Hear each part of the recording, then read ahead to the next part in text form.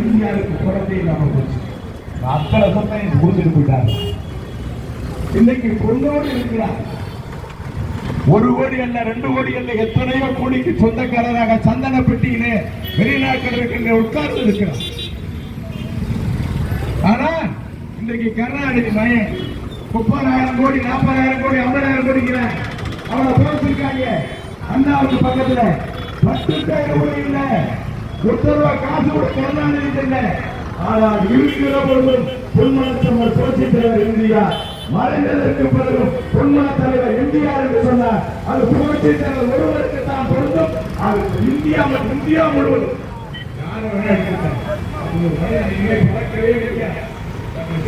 அத்தனை பேருக்கு கொடுத்து விட்டு போன புரட்சி தலைவர் இந்தியா.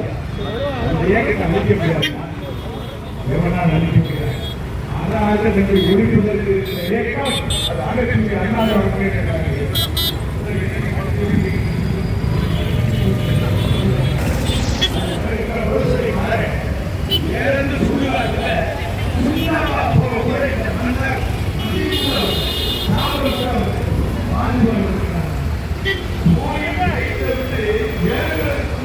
எவனா சின்ன வண்டி வச்சிருக்காங்க.